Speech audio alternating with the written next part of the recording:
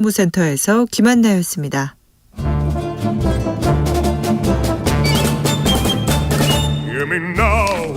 여기도 뉴스 저기도 뉴스 빡빡한 시사 뉴스 속에서 가슴이 답답할 때 뇌 휴식을 드리는 시간입니다. 오늘도 맛있는 책을 만나보겠습니다. 책의 맛.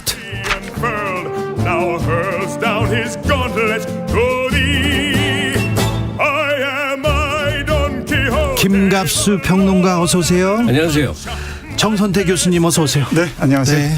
김갑수 선생님 혈색이 좋아지셨어요. 네. 건강해지셔서요. 예. 좀 걱정했거든요. 편찮으셔가지고 못 오고 그러셔가지고. 네. 그 얘기 좀 합시다. 아, 그럴까요? 네. 아니 근데 좋아지셨으니까. 네. 딩글딩글하면 좋아져요. 그렇습니까? 네. 딩글딩글이 중요합니까? 네. 정선태 교수님. 네. 오늘 왜 이렇게 예뻐지셨는데요? 네, 버스 타고 오면서 졸다가 네. 이 버스 정류장을 지나쳤습니다. 아, 그래요? 한 바퀴 빙 돌고 왔습니다. 네. 그럼 또 잠은 좀 주무셨겠네요. 네. 자, 오늘도 맛있는 책을 좀 맛보겠습니다. 오늘은 어떤 책입니까? 자, 천명관 그의 소설 고래. 아유, 괴물 같은 소설이죠. 딱 나오는 게 벌써 괴물 같은 이군요. 그렇죠. 2004년에 천명관의 고래라는 소설이 나왔을 때요. 독서계에서는 정말 이상한 작품이 나타났다. 센세이션. 네. 예, 그리고 20년 세월이 흘렀는데 네. 그 올해 초에 우리 문학상 하면 네. 노벨 문학상, 프랑스 콩쿠르상, 영국의 부커상 세계에서 얘기하는데 네. 부커상 최종 후보까지 올랐죠. 그렇죠. 네. 외국에서 천명관을 주목하다니 그럴만해 그런 사람들도 많았어요. 왜 이제냐인데 그건 네. 아주 단순한 이유예요. 번역이 이번에 된 거예요. 아, 그렇구나. 최근에 돼갖고 네. 영국에서 보고 이제 굉장히 주목을 했죠. 그래서 탈 것 같다고 생각하는 분이 많았는데 워낙 그 노 대가가 수상을 하시는 바람에 부커상 수상은 불발됐지만 그건 중요한 것 같지는 않고요. 네. 어쨌든 우리가 보유하고 있는 천명관이라는 작가가 세계 평단에 이렇게 이제 주목받는 존재가 됐다. 여기까지 얘기할 수 있을 것 같아요. 그러게요. 네. 사실 근데 우리 문학의 깊이가 절대 일본한테 떨어지거나 다른 나라에 떨어지지 않습니다. 일단 우리나라는요. 너무 많은 아픔과 많은 경험이 있어요. 그래서 한이 막 쭉 흐르는데 우리가 그 남미의 대가들한테 그 중국 일본한테 밀리지 않는데 사실은 국제적으로 이렇게 주목받지는 못했거든요. 번역 문제도 있고 그런데 좀 달라지는 것 같아요. 네, 이 맨부커상이 영어권 작품들 대상으로 주로 그랬죠. 합니다. 네. 근데 이제 우리 천명관 고래가 최종 후보에 오른 그 케이스는 맨부커 인터내셔널. 예. 그러니까 번역 네. 영어로 번역된 경우죠. 우리 한강의 사례가 있습니다. 예. 네, 저도 기대를 했는데 아쉽게 됐습니다. 그럼 말씀하신 대로 한국 문학이 세계 문학 그 판에 많이 알려지지 않는 결정적인 이유는 번역 같아요. 네. 이 번역이 많이 한다고 하는데 다른 그 사례 일본이나 중국에 비하면은 아주 모자란 것 같습니다. 예. 더 많은 지원 이 투자를 해야 되는데 다른 음악이나 이런 데 비해서는 많이 알려진 것 같지 않습니다. 네. 이제 시작이니까 또 쭉쭉 나가면 그러니까 됩니다. 우리 K 콘텐츠 얘기하면 우선은 그 대중문화가 떠올리게 되지 않습니까? 네. K-팝이나 드라마, 영화 그러니까 역순인 것 같아요. 한국 문화의 위상이 대중문화를 중심으로 확산이 되다 보니 저 나라가 본격 문학이 없을 리가 없죠. 그렇죠. 네. 그래서 번역 자원들도 그동안 많이 활성화됐고 그다음에 해외에 좀 조금 영향력 있는 분들이 어쨌든 한국 문학에 주목하자 하는 흐름은 있는 것 같아요. 네. 그래서 클래식 음악과 그다음에 이 본격 문학 둘이 지금 비로소 좀 발흥하는 쪽이 아닐까? 네. 클래식은 너무 할 정도로 수상을 많이 하고 있는 중이고 네. 문학 작품도 하나는 외국에서 크게 베스트셀러가 되는 체험들도 해봐야 되고 또 하나는 유력한 문학상 수상도 또 기회 되는 대로 해야 되는데 지금 한 8, 9가지 후보작 유명한 상의 후보작에 우리 한국 문학 작품이 올라 있을 정도로 이제 세계 무대에 우리 문학이 비상하는 과정이 아닐까 싶고 오늘 소개해드린 고래도 그런 역할의 한 축을 담당하는 것 같습니다. 네. 저는 한 작가에게 좀 빠지면은 이 작가 작품 전체를 이렇게 읽게 되는데 그렇죠. 기다렸다 읽고 그렇겠죠. 고래도 재밌지만 고래가 뭐 제일 좋긴 해요 저는. 근데 그래요? 그 이후에 나온 나의 삼촌 브루스리. 네. 이거 우리 이 애청자들께 꼭 권합니다. 너무너무 재밌습니다. 우리 네. 한국의 그 현대사죠. 네. 60년대 1, 2권으로 네. 돼 있는. 현대사를 이소룡의 삶과 이게 엮어서 보여주는 정말 재밌는 소설이었고 또 영화도 만들어진 고령화 가족. 도 재밌죠. 이것도 너무 재밌습니다. 네. 그리고 단편집이 예. 유쾌한 하녀 마리사. 예. 그 단편들도 아주 흥미진진합니다. 일단 상상력을 파괴하는 데는 대단한 재능을 가진 현명관. 네. 자, 소설계 프랑켄슈타인인데 괴물 같은 현명관의 고래로 들어가 보겠습니다. 근데 괴물 같다고 하는데 저는 그렇게 괴물스럽고 보이지가 않아요. 그러니까 상상력의 이 확장 뭐 이 정도에서는 얘기할 수 있을 것 같은데 네. 뭐 괴물 같다고 얘기하기 어렵습니다. 그때만 해도 그냥 그만 뭐라고 해야 되나요?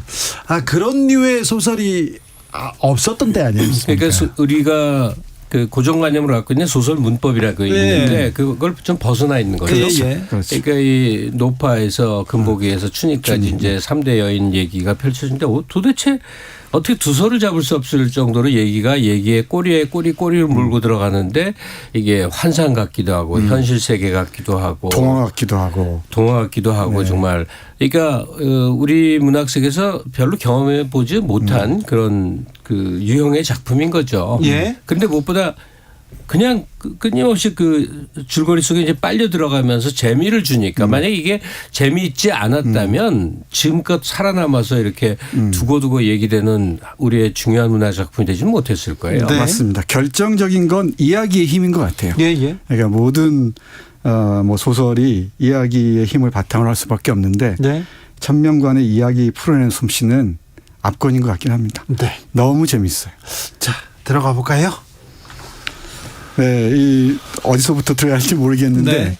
일단 고래라는 제목부터 좀 보셔야 될 것 같아요. 네. 우리 금보기가 어느 날 바닷가에서 고래를 보죠. 이게 환상인지 실제인지는 모릅니다. 물론 환상에 가까울 것 같아요. 네. 나중에 이제 그 평대라는 곳에 이 고래라는 고래 형상의 어마어마한 극장을 짓습니다. 네. 이 극장을 그 짓는데 이게 아마 고래라는 그 메타포를 이어가는 고리가 아닌가 싶어요. 이제 고래하면은 누가 뭐래도 허먼 멜빌의 모비딕을 떠올릴 수밖에 없는데 예. 그 고래의 이미지들이 처음부터 끝까지 이 책의 큰 뒷배경을 이루고 있습니다. 예. 그 제목을 상상하시면서 보시면 될 것 같아요. 네. 이 작가가 영화 감독 지망생이었잖아요. 그러니까 그렇죠. 쉽게 작가 얘기를 좀 잠깐만 하고 가나요? 할까요? 네. 이 천명관 씨고 그 우리 그 예술가나 작가들 보면 좀 독특한 사람이 많잖아요. 네. 그러니까 뭐 배수아 씨 그러면 굉장히 인상이 특이합니다. 네. 대화를 나눠도 너무 독특해요. 카스텔의 뭐 박민규 씨 그러면 사람이 너무 특이해요. 그러니까 천명관의 고래를 먼저 읽었어요. 네. 그러니까 사진도 저자 사진도 너무나 기괴한 사진이었어요. 네. 제가 일생 중 몇 번 논란 중에 하나가 바로 그 천명관 씨인데 너무 평범한 사람이어갖고 아, 예. 만났는데. 만나니까 연이 우리가 마주칠 수 있는 연인 사람이었어요. 예. 이분의 이력이 어떤 거냐면 그냥 왜 학교 나와서 그냥 대충 사는 사람들 있잖아요. 여기저기 전전하면서 네. 외판원도 하고 네. 무슨 뭐 여기저기 그러다가 어떻게 굴러 영화판에 들어가서 네. 허드렛 일을 한 거예요. 그러면서 감독을 꿈꿉니다. 그러면서 계속 시나리오를 썼는데 그렇죠. 이제 작년에 마침내 한 편의 영화를 만들긴 했습니다만 네. 계속 안 풀리는 사람이에요. 네. 네. 그래서 이게 할 길이 없나 했더니 동생이 어느 날 그 되지도 않는 시나리오 쓰지 말고 그럼 그거 소설로 한번 엮어봐. 그래서 불쑥 소설을 썼는데 그게 문학동네 이제 신인상도 되고 이후의 작품이 고래가 나오고 이런 배경이에요. 그러니까 그렇죠. 전형적인 그 문학 수업을 거쳐 작가가 되는 코스웍하고는 아예 다른 사람이에요. 예. 그래서 그런지 기존의 소설 문법하고 많이 다르죠. 네. 관습적인 그 소설 창작법은 많이 다르고 문장도 네. 정말 달라요. 소설을 읽는 재미 중에 하나가 뭐 이야기이기도 하고 스토리의 힘이기도 한데 문장의 힘도 그 있잖아요. 옛날 변사풍의 이 그 문장이 너무너무 재밌어요. 자, 첫 문장부터 네. 굉장히 네. 충격적입니다. 문체도 재밌고 네. 첫 문장부터 보고 고래 얘기 좀 잠깐 볼게요. 이 첫 문장이 이렇습니다. 이 춘희가 나오는 거죠. 훗날 대극장을 설계한 건축가에 의해 처음 그 존재가 알려져 세상에 흔히 붉은 벽돌의 여왕으로 소개된 그 여자 벽돌공의 이름은 춘희이다. 춘희. 예, 전쟁이 끝나가던 해 겨울 그녀는 한 거지 여자에 의해 마국간에서 태어났다. 금복이죠. 이 세상에서 나왔을 때 이미 7kg에 달했던 그녀의 몸무게는 14살이 되기 전에 100kg을 넘어섰다. 벙어리였던 그녀는 자신만의 세계 안에 고립되어 외롭게 자랐으며 의붓 아버지 문으로부터 벽돌 굽는 모든 방법을 배웠다. 이 문만은 또 다 한자 문으로 씁니다. 네. 이런 문장에서 판소리 문체가 이어지기도 하고요. 계속 이어지는 그 반복의 열거법의 문장들이 있고요. 이 문장의 맛을 즐기는 게 이 소설을 읽는 핵심적인 재미 중에 하나입니다. 네. 그리고 이야기가 그러니까 책이 굉장히 두껍습니다. 500페이지가 넘는데 그리고 이야기가 하도 많아서 뭐라고 정리해야 될지는 모르겠습니다만 굳이 정리하면 벽돌 만드는 얘기예요. 네. 벽돌 만들다가 사업 성공도 해보고 쫄딱 망하기도 하고 불도 타고 뭐 거기서 또 죽고 뭐 벽돌을 계속 만들어가는 얘기입니다. 네. 네. 그리고 이 앞에서 얘기했던 고래 얘기 있잖아요. 이 고래 부분 그 환상으로 보는 분복해요. 여기서 환상이 많습니다. 노파가 유령이 나타나서 불을 지르기도 하고 계속 그러는데 이건 남미의 이른바 마술적 사실주의 소설들에서 많이 봤던 거죠. 예. 여기 우리 금복이가 처음 고래 보는 장면 보겠습니다. 예, 비교적 앞부분에 있는데 그날 밤 금복의 머릿속엔 낮에 본 걱정의 얼굴, 이 걱정은 남자 이름입니다. 사람 이름이에요. 걱정의 얼굴이 내내 떠나지 않아 잠을 이룰 수 없었다. 옆에선 고단한 생선 장수의 코 고는 소리가 들려왔다. 조금 전 그는 금복의 배 위에 올라와 여느 때처럼 몇 번 몸을 꾸물거리다가 슬그머니 내려와 혼자 골아 떨어진 것이다. 그녀는 문을 열고 밖으로 나왔다. 해안엔 희미한 달빛 아래 파도가 부서지고 있었다. 그녀는 모래밭에 쭈그리고 앉아 해수면 위에 은가루를 뿌려놓은 듯 하얗게 빛나는 바다를 바라보다 눈을 크게 뜨고 말았다. 바다 한복판에서 갑자기 집채만한 물고기가 솟아오른 것이었다.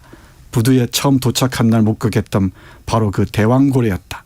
몸길이만도 20여 장에 가까운 고래는 등에 붙어있는 숨구멍으로 힘차게 문을 뿜어냈다. 분수처럼 뿜어 올려진 물은 달빛 속에서 은빛으로 눈부시게 흩어졌다. 그녀의 배 한복판에서 뭔가 뜨거운 것이 치밀어 올랐다. 그것은 죽음을 이겨낸 것에 대한 거대한 생명체가 주는 원초적 감동이었다. 저는 이 문장을 한국 문학사의 어떤 새로운 장을 여는 하나의 그 뭐랄까요 상징처럼 보이기도 해요. 거대한 고래의 상상력이 네. 시작되는 것 같습니다. 네. 예, 이뿐만이 아니고 그 동화적인 상상력 또 뭐 곳곳에서 찾아볼 수가 있는데 특히 코끼리 얘기입니다. 네. 춘희가 어렸을 때 코끼리 전보라는 이름의 이 서커스단을 전전하다가 네. 버림받은 네. 이 코끼리와 각별한 이 관계가 됐는데 이게 곳곳에 그 춘희와 금복이가 나오거든요. 그 네. 부분 또 잠깐 볼까요? 이게 환상인데 동화처럼 아주 살갑게 와닿습니다. 어느 날 춘희는 혼자 마국간 앞을 아장아장 걸어가고 있었다. 이때 어디선가 목소리가 들려왔다. 꼬마 아가씨 안녕? 춘희는 누가 자기를 부르나 싶어 주위를 둘러보았다. 그러나 근처엔 아무도 없고 코끼리 전보만 마국간 안에 우두커니 서 있을 뿐이었다. 나를 부른 게 너니? 춘희가 의아한 표정으로 전보를 향해 물었다. 이건 분명히 동화적인 상상에 입각한 환상이잖아요. 근데 이게 나중에 이 춘희가 죽었을 때 함께 그 우주로 날아가는 이 이미지로 그려집니다. 네. 전보가 우리 춘희를 데리고 저 우주로 날아가는 사후 세계까지 그리고 있습니다. 그리고 이 천명관 작가가 뭐 명언을 남기려고 한 게 아닐 것 같은데 네. 이 소설 속의 한 구절 한 구절이 네, 이렇게 많이 좋아요. 떠돌아요. 좋아. 그게 네. 저는 영화를 생각하면서 이 글을 쓰지 않았나 생각해요. 그래서 가능하죠. 대사를 계속 이렇게 곱씹고 그러는데 제 친구도 영화 만드는 유승환이라는 감독이 있는데 그 친구는 이렇게 얘기를 듣다가요. 쓸 말이 있다. 쓸 단어나 쓸 단어가 그 문장이 있으면 꼭 적어놨다가 나중에 써먹더라고요. 그게 왜 여기서 나와 얘기하는데 그 생각이 있었던 것 같아요. 이 고래에 나오는 구절 몇 개 네. 소개해 드릴게요. 인생을 살아간다는 건 끊임없이 쌓이는 먼지를 닦아내는 일이야. 우리는 우리가 하는 행동에 의해 우리가 된다. 우린 사라지는 거야. 영원히. 하지만 두려워하지 마. 네가 나를 기억했듯이 누군가 나를 기억한다면 그것은 존재하는 것과 마찬가지거든. 뭐 이런 식의 이제 구절들이 네. 이렇게 인터넷상에 이렇게 떠돌더라고요. 네, 네, 네. 고래의 한 부분 뭐 이래갖고요. 네. 어디에선가 좀 생각해 볼 만한 또 들어본 직한 얘기들이 많이 있어요. 그런 문장들도 있고요. 이런 문장도 네. 진실이란 본시 손 안에 쥐는 순간 녹아 없어지는 얼음처럼 사라지기 쉬운 법이다. 네. 네, 이것도 있고요. 또 이야기란 바로 부조리한 인생에 대한 탐구이기 때문이다. 네. 따라서 그것을 설명한다는 것은 간단한 일이 아니다. 뭔가 불순한 의도를 가진 자들만이 세상을 쉽게 설명하려고 한다. 조희용님께서 문체의 맛, 상상의 맛을 보기 위해서 고래가 읽어야겠네요. 네. 그냥 시간 간 줄 모르죠. 네. 이거는 뭐 누구나 장담할 수 있는 건데 그 마무리 삼아 얘기를 하자면 그 천명관 씨가 사실 영화를 만들기 위해서 네. 일생 노력했고 20년 만에 드디어 작년에 네, 영화를 뜨거운 피가 나왔는데 일단 우리 영화관이 썰렁해갖고 네. 흥행이 잘 안 된 거예요. 굉장히 어려웠죠. 예. 근데 보신 분들 지금도 볼 수 있거든요. 네. 유튜브에서 이제 1,000원 내면 보는데 저는 봤는데 정우, 김갑수 네. 뭐 하여간 이게 굉장히 재밌는데 왜 지금 안 읽힐까 생각하니까 이거 보려면 엄청 집중을 해야 돼요. 그 스토리 라인에. 네. 그러니까 천명관식 고래와 뭐 스토리는 다릅니다만 이 작년의 영화 뜨거운 피가 내적으로 이렇게 연결되는 느낌을 좀 받았어요. 그러셨어요? 네. 네. 거기 배우 김갑수입니다. 우리 네. 김갑수 선생님이 나오진 않습니다. 네. 그리고 이 소설을 읽다 보면은 수많은 법칙들이 나와요. 네. 거리의 법칙, 독재의 법칙. 여기 장군 얘기 나오거든요. 네. 이 금보기가 나중에 장군에게 아주 혹독한 그 고통을 당하기도 하는데 사랑의 법칙, 뭐 권태의 법칙, 이 법칙들 하나하나 찾아가는 것도 아주 재밌을 것 같습니다.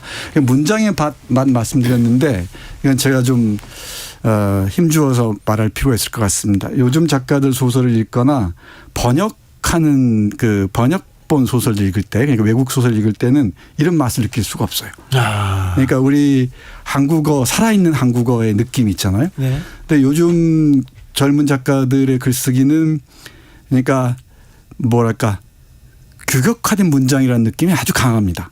그리고 표준화된 문장이라고 할까요? 몇몇 작가들은 뭐 그렇지 않습니다만은.